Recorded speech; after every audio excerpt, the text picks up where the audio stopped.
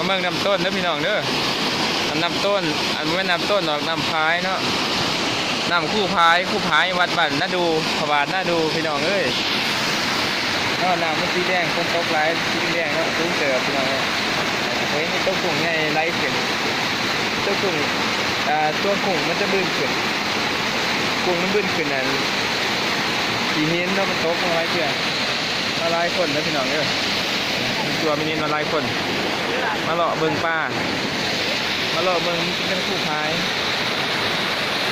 ขนาดเนาะเย็นนี่น้ำร้ายตกแห้งกว่านี้ประกาศมากแล้วยากอันนี้น้ำมันจะคอยจะแห้งร้ายเติบเพื่อนมันเป็นพายใหญ่ได้ไหมล่ะใหญ่พายใหญ่เลยไปเท่าไหร่ก็เป็นปลาเจ็บเพิ่งครับปลา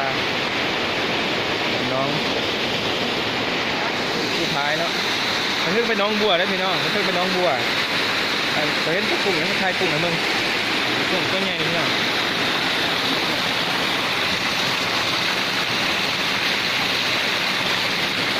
ใช่เลยกุ้งนี่เป็นกุ้งแล้วพี่น้องเนาะกุ้งที่เราไม่ไต่ขึ้นเดี๋ยวกุ้งเนาะมันไม่ไต่ขึ้นไต่ขึ้น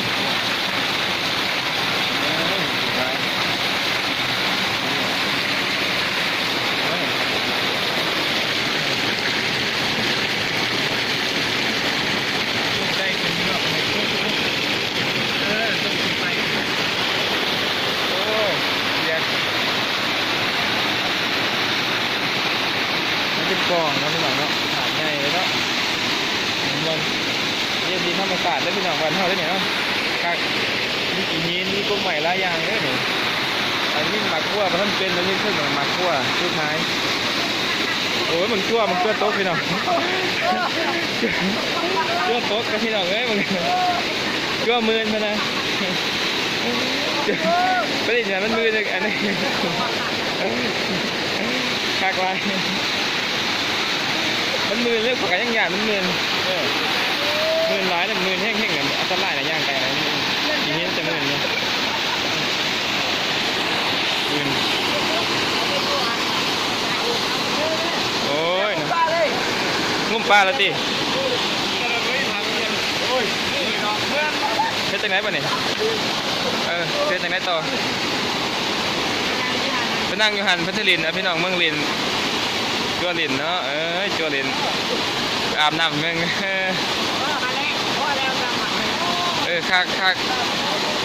อยากไปอาบคือเขาอยู่มันถังน้ำแดงน้ำมกะอาบ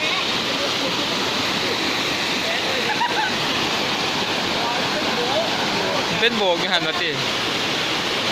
นี่ตัวกุ้งใหญ่เกินจัวไล่แล้วไล่ล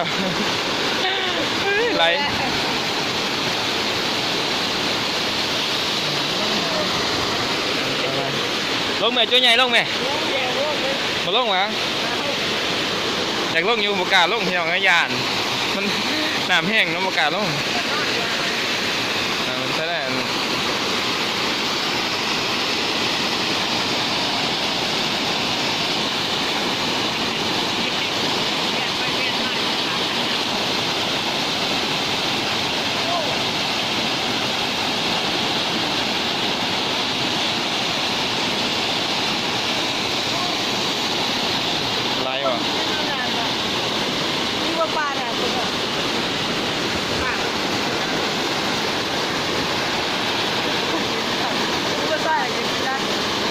ลอกกระไดลินซ้ำพี่น้อง